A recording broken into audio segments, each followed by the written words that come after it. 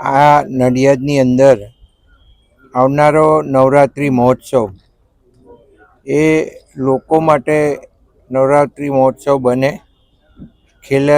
ખેલૈયાઓ આ નવરાત્રિ મહોત્સવની અંદર ખૂબ સારી રીતે મા અંબાની આરતી ઉતારી અને ગરબા ગાય એ આયોજન કરવા માટે આપણે 3 જગ્યાએ આ વખતે આયોજન કરવામાં આવ્યું છે. એમાં આજે જે મંડપ મુહૂર્ત કર્યું છે એ બાસુદીવાળા ગ્રાઉન્ડમાં કરવામાં આવ્યું છે.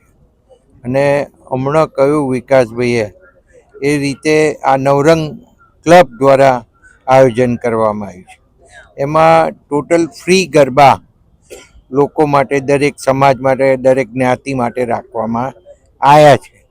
અને ટ્રેડિશનલ ડ્રેસ રાખવામાં આવે છે, આ ફરજિયાત છે.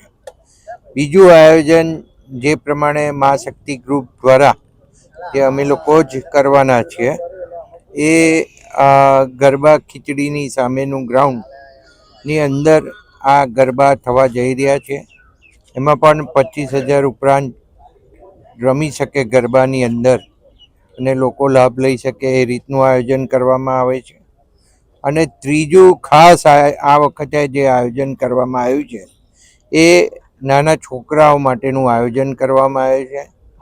એના ટાઈમિંગ ને બધું નાના છોકરાઓને અનુકૂળ થાય એ રીતના જ રાખવામાં આવે છે. એમની પૂરેપૂરી સેફટીનું ધ્યાન રખાય એ પ્રમાણે આયોજન કરવામાં આવ્યું છે. અને એ પીપલગ રોડ, પીપલગ ચોકડી ક્રોસ કરી અને જમણી બાજુએ જે 27 ગામ પાટીદાર સમાજની વાડી છે એ પહેલાં એનું આયોજન કરવામાં આવ્યું છે. એ આયોજનની અંદર ફક્ત છોકરા છોકરીઓ નાના ભાગ લેશે એનું પણ એવું આયોજન કરવામાં આવ્યું છે કે એ પણ ગરબાનો આનંદ માણી શકે.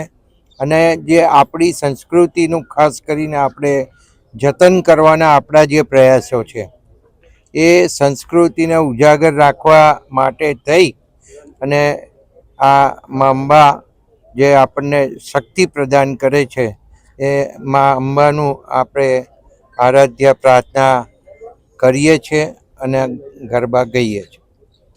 પ્રાતઃસ્મરણીય વંદનીય શ્રી સંતરામ મહારાજની તપોભૂમિ એટલે આપણી સાક્ષર નગરી નડિયાદ, જ્યાં નડિયાદ મધ્યે આવેલ બાસુદીવાલા ગ્રાઉન્ડ ખાતે અમારા માર્ગદર્શક, ગુજરાત વિધાનસભાના પૂર્વ મુખ્ય દંડક અને સિનિયર ધારાસભ્ય આદરણીય શ્રી પંકજભાઈ દેસાઈની પ્રેરણાથી સ્પંદન ચેરિટેબલ ટ્રસ્ટ પ્રેરિત નવરંગ બીચ ગ્રુપ આયોજિત નવરંગ નવરાત્રિ મહોત્સવ 2025નું 22 ઓક્ટોબરથી આયોજન કરવા જઈ રહ્યા છે, જેનું માના ચરણોમાં વંદન કરી અને માડીના આશીર્વાદ મેળવી આજે અમે મંડપ મુહૂર્ત કર્યું છે.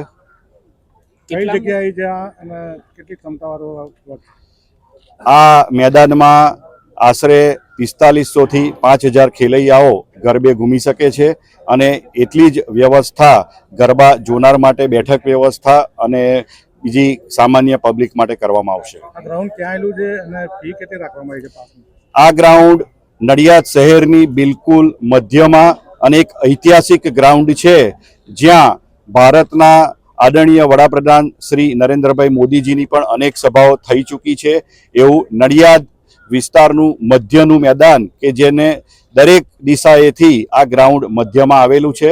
અને આપે જે વાત કરી શુલ્કની, તો અમને જણાવતા આનંદ થાય છે કે સર્વે સમાજનો ખ્યાલ રાખતો વિચાર અમારા આદરણીય ધારાસભ્ય શ્રી પંકજભાઈ દેસાઈએ અમારી સમક્ષ મૂક્યો હતો, ત્યારે પારિવારિક ભાવનાને ઉજાગર કરતા દીકરીઓ માટે નિઃશુલ્ક છે, જેમનો કોઈ પાસ પણ રાખવામાં આવ્યો નથી, અને છોકરાઓ માટે પણ એન્ટ્રી નિઃશુલ્ક છે. શરત એટલી જ છે કે આધાર કાર્ડની ઝેરોક્સ આપીને તેમણે તારીખ 7 પછી પોતાના ફ્રી પાસ મેળવી લેવાના રહેશે. અને ટ્રેડિશનલ ડ્રેસ પહેરી ગરબે ઘૂમવું ફરજિયાત છે. ટ્રેડિશનલ ડ્રેસ સિવાય ગરબાના ગ્રાઉન્ડમાં એન્ટ્રી આપવામાં આવશે નહીં. સુરક્ષા માટે કોઈ આપણે વ્યવસ્થા? સુરક્ષા માટેની તમામ વ્યવસ્થાઓ પરિવાર દ્વારા કરવામાં આવેલી જ છે. નવરંગ બીચ ગ્રુપ આનો પૂરતો ખ્યાલ રાખે જ છે. મેડિકલ માટેના આખો એક ટેન્ટ ઊભો કરવામાં આવશે. ફાયરના જે પણ નોર્મ્સ હશે તેનું પણ પાલન કરવામાં આવશે. ગ્રાઉન્ડમાં ખાસ કરીને સીસીટીવી કેમેરાનું પણ આયોજન હશે જ. અને અમારા દ્વારા એ ઉપરાંત સ્વચ્છતા અને પર્યાવરણલક્ષીનો પણ ખ્યાલ આપવામાં આવશે અને આપણે સૌ જાણીએ છીએ તેમ આત્મનિર્ભર ભારતનો સ્વદેશી ચીજવસ્તુ અપનાવવાનો સંદેશો પણ અમે આ આયોજનના માધ્યમથી આપવા જઈ રહ્યા છીએ. કેટલામા વર્ષનો આ કાર્યક્રમ છે?